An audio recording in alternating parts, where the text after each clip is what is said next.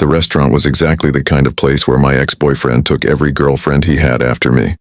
Trendy, expensive, the kind of place where people went to be seen rather than to eat. I knew he'd be here because his Instagram story had broadcast his location like a neon sign, and I'd made the stupid decision to show up anyway, dressed in a black dress that cost more than his monthly rent, with my hair professionally done, and my confidence weaponized like armor. My name is Alessandra Moreno, and I was about to make the biggest mistake of my evening by walking into that restaurant alone, fragile, trying to prove something to a man who'd spent 3 years convincing me I wasn't worth proving anything for. What I didn't know was that Dominic Russo, the man I'd met exactly 48 hours ago at a charity gala, had followed me, not in a stalking way that would be terrifying, but in a way that suggested he'd been waiting for an excuse to cement something that had been building since the moment our eyes met across a room full of people. He was waiting for permission to claim me, and my ex was about to give it to him. Hey everyone, welcome back to the channel. If you're new here, buckle up, because today's story is about a woman who walked into a restaurant to prove something to her past, and walked out belonging to someone dangerous and absolutely worth it. This is a story about an ex who couldn't see what he had, a mafia boss who could see everything, and a kiss that rewrote the entire meaning of what it means to be claimed. Before we dive into this story of revenge that isn't revenge and love that is absolutely real, make sure to smash that subscribe button and turn on notifications, because this kiss moment is going to destroy you emotionally. This story has twists, passion, danger, and a moment of public claim that feels like the most romantic thing ever committed to film. Now let's get into how a woman taking back her power became the property of a man who actually deserved her. The dress had been purchased 3 months ago with a specific fantasy in mind, running into my ex while looking absolutely flawless, and making him regret every cruel comment, every dismissal, every moment he'd made me feel small. 3 months of therapy had taught me that this fantasy was unhealthy, but that hadn't stopped me from keeping the dress. 3 months of moving on had created a version of me that was stronger, more confident, more aware of my own worth. But tonight, seeing him at a corner table with yet another blonde woman who had the vacant expression of someone who hadn't yet learned she was dating a narcissist, something inside me cracked. I ordered a drink at the bar and positioned myself where he could see me, feeling ridiculous and powerful simultaneously. That's when I felt the presence behind me. Not threatening, but undeniable. The air itself seemed to shift. "You're going to regret coming here," a voice said in my ear, deep and accented, in a way that suggested Italian ancestry and absolutely zero patience with drama. I turned to see Dominic Russo, 6'4", dark hair, eyes that looked like they'd seen things that would break normal people, wearing a suit that probably cost more than my car. He was the man from the gala, the one I'd spent 2 hours talking to, the one who'd made me feel genuinely seen for the first time in years. "I'm not," I said, my voice steadier than my hands. "I'm just having a drink." Dominic's expression didn't change, but something in his eyes intensified. "No. You came here because you're hurt, and you thought seeing you successful would hurt him back. It won't. Men like him don't feel regret. They feel inconvenience." He paused, stepping closer. "But I can give you something better than regret. I can give you him actually understanding what he lost." Before I could respond, before I could ask what he meant, Dominic took my hand and pulled me toward the restaurant's main dining area. My ex looked up immediately. He had that particular talent of being aware of anyone who might be a threat to his ego, and his expression shifted through several emotions in rapid succession: surprise, calculation, and finally, unmistakable concern. I could see the moment he realized that Dominic Russo was the kind of dangerous that money couldn't buy, or charm couldn't deflect. "Alessandra," my ex said, standing up with the false confidence of a man suddenly aware he was outmatched. "I didn't know you'd be here." Dominic's hand moved to the small of my back, his touch claiming and protective simultaneously. "She wasn't planning to be," Dominic said, his voice casual but carrying weight that made the entire restaurant go quiet. "Until she realized she needed to pick up something she'd left behind." My ex's face went pale. He had no idea what I'd supposedly left behind, but the implication was clear. I'd moved on to someone more powerful, more dangerous, more capable of providing whatever I actually needed. "Who is this?" my ex asked, his voice wavering slightly. Dominic didn't answer. Instead, he turned to me and his gaze softened in a way that felt like being wrapped in something warm and completely overwhelming. "May I?" he asked. And for a moment I understood that despite his power, despite his reputation, despite whatever darkness lived inside him, he was asking permission. He was giving me the choice. I nodded, because in that moment I understood that what I'd actually come here to do wasn't about my ex at all. It was about reclaiming myself, and Dominic seemed to understand that completely. He kissed me in front of my ex, in front of the entire restaurant, in front of people who would likely recognize him and start spreading stories immediately. But it wasn't a performative kiss. It wasn't designed to hurt or humiliate. Instead, it was deliberately slow, deliberately thorough, deliberately intimate in a way that suggested this wasn't about my ex at all. It was about me understanding that I was worth something completely different from what I'd settled for. His hand moved to my face, his thumb brushing my cheekbone with a tenderness that contradicted the dangerous nature of the gesture. When he pulled away, his eyes were steady on mine. "Now he sees it," Dominic whispered, and I understood he meant my worth, my power, my complete and total value. Now he understands what he lost. My ex stood there, completely frozen, completely irrelevant. The blonde woman was looking at him with the expression of someone suddenly understanding that she'd made a major miscalculation. And I was feeling something I hadn't anticipated. Not vindication, but freedom. Dominic hadn't kissed me to prove something to my ex. He'd kissed me to show me that I didn't need to prove anything to anyone. "Come with me," he said, extending his hand. I took it without hesitation, without looking back at my ex, without acknowledging anything except the man in front of me, and the choice that felt like the most important one I'd ever made. Outside the restaurant, Dominic's hand remained on the small of my back as his security team materialized around us. "That was reckless," he said as we walked toward a black car that looked like it had been designed specifically for dangerous men. "You knew coming here would hurt. You wanted it to hurt." I wanted to deny it, but Dominic had proven in the 2 hours we'd talked at the gala that he could read me like I was written in his native language. "Yes," I admitted. I wanted him to feel something, to regret something, to understand that I was worth more than he gave me. Dominic opened the car door for me, his expression unreadable. "Alessandra, you came here with the wrong motivation, but you're leaving with the right one. That's growth." The car was silence and leather and the kind of luxury that suggested money wasn't just a tool, but a language Dominic spoke fluently. "I need to tell you something," he said as we drove through Rome's nighttime streets. "That kiss, it wasn't just for your ex's benefit." He paused, his hands steady on his own knees. "I wanted to kiss you since the moment I saw you at the gala. You were talking about philosophy with a man 3 times your age, and you were completely unimpressed by his credentials. You were brilliant and you didn't seem to realize it." He turned to face me. "Your ex didn't lose you because you weren't enough. He lost you because he was too small to recognize what he had." I should have been cautious. I should have recognized that Dominic Russo, Mafia boss, was exactly the kind of dangerous that would destroy a woman like me. But instead I was leaning toward him, drawn by the honesty in his voice and the intensity in his gaze. "Who are you, really?" I asked. Dominic's expression didn't change. "I'm someone who knows what valuable looks like. I've built an empire on understanding worth, both material and human. And you, Alessandra, are worth infinitely more than you've been treating yourself." He reached over and took my hand. "The real question is, are you going to keep settling for men who can't see your value? Or are you going to let someone who actually understands it take care of you?" The penthouse was everything I'd expect from a Mafia boss.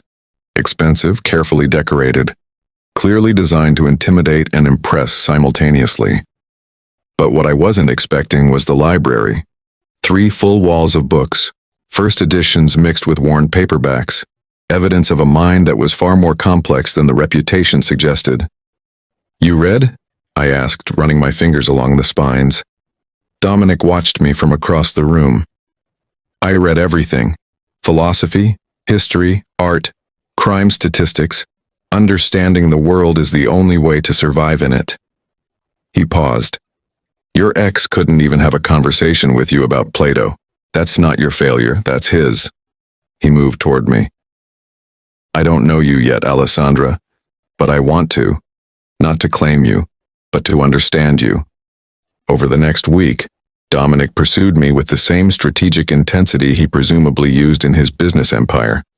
Flowers arrived, not the generic kind from a supermarket, but rare blooms that required specialist importers. Coffee was prepared exactly the way I liked it before I'd even mentioned my preference. He seemed to know things about me that I hadn't told him, and when I asked how, he'd simply smile.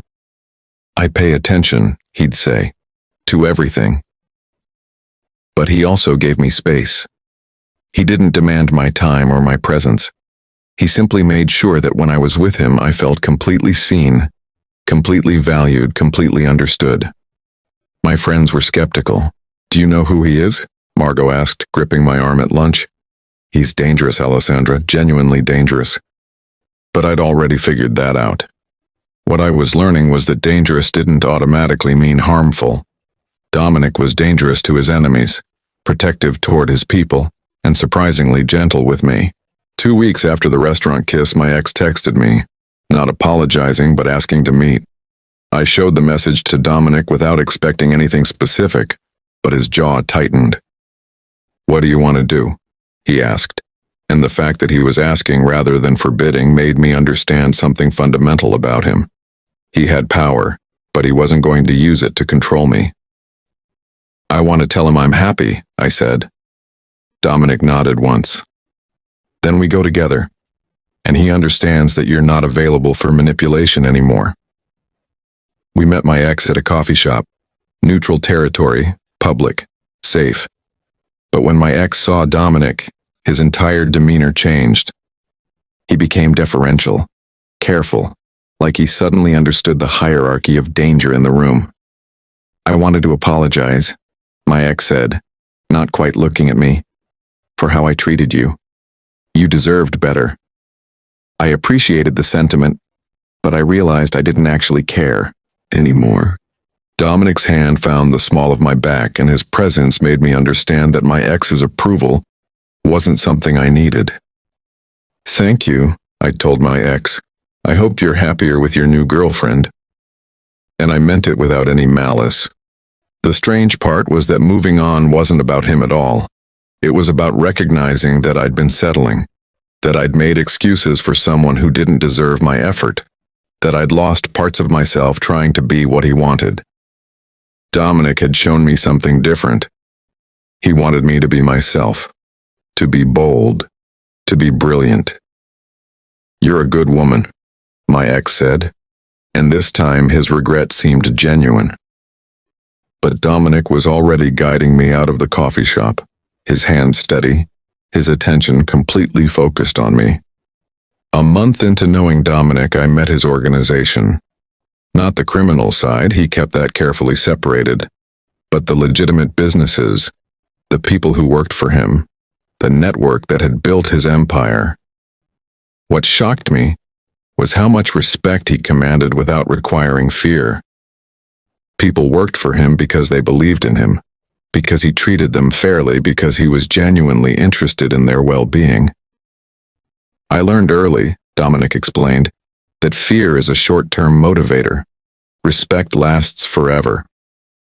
He introduced me as Alessandra, someone important to me, not as his girlfriend or his future wife or anything possessive. He simply claimed my importance and let everyone else figure out what that meant. The day everything shifted was when someone from his past tried to use me against him. A rival sent men to threaten me, to use me as leverage, to show that Dominic had a weakness. I was terrified, genuinely frightened, but I was also surprisingly capable. When the men approached me outside the luxury boutique where I'd been shopping, I'd immediately called Dominic rather than trying to handle it alone. His response was swift and absolute. He arrived within 10 minutes and the men disappeared into whatever darkness they'd emerged from. "I'm sorry," he said, holding me as I shook. "This is the price of being connected to me. I will always protect you, but I can't eliminate the danger completely." "I know," I said, and I realized I meant it. "And I'm choosing to stay anyway." Something in Dominic's expression shifted. Relief, perhaps, or the realization that I understood what I was actually choosing.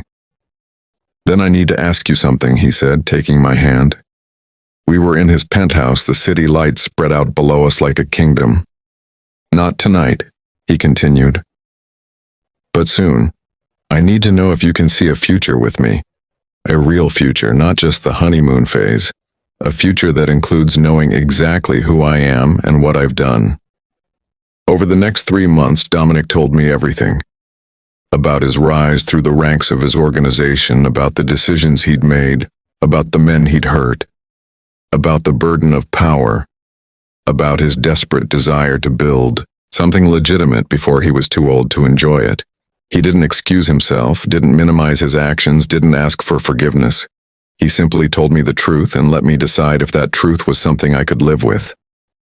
And I realized that what I was experiencing wasn't blind love. It was informed choice. I was choosing Dominic with complete knowledge of his past and his present, and that choice felt infinitely more real than anything I'd ever felt before. The night he formally proposed, and yes, he did it properly, with a ring that was designed specifically for me, with a conversation that acknowledged the weight of what he was asking, I cried. Not because he'd finally claimed me officially, but because I'd finally understood that I was choosing him.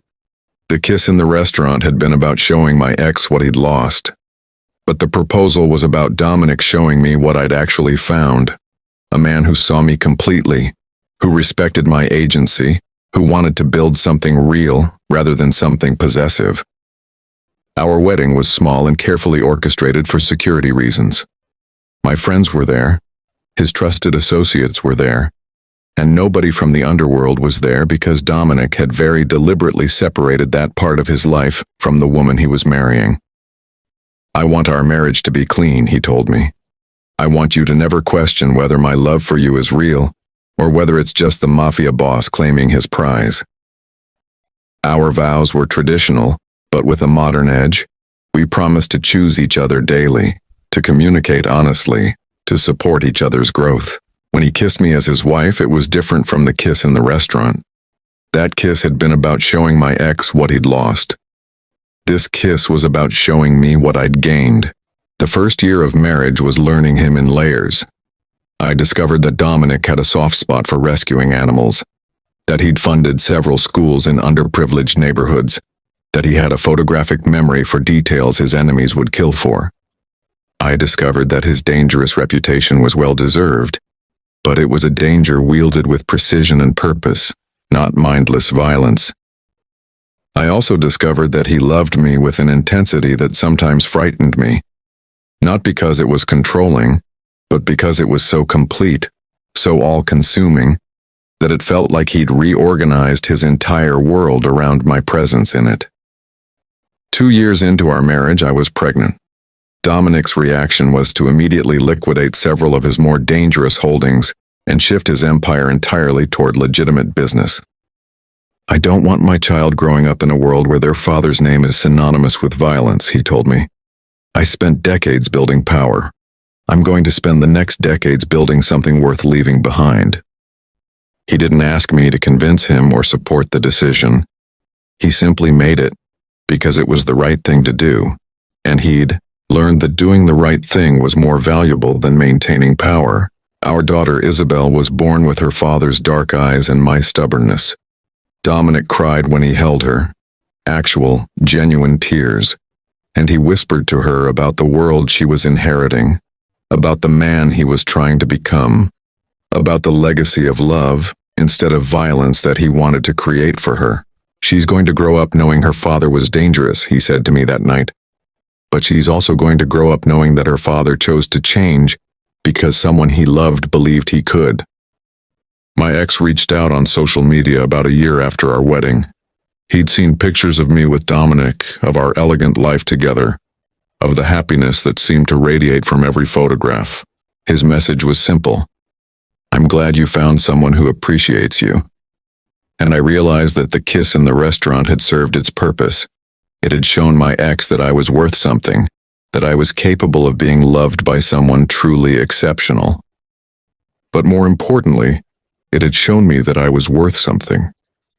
Dominic hadn't rescued me from a terrible situation. He'd simply reflected back to me the value I'd always had, but had been too conditioned to recognize.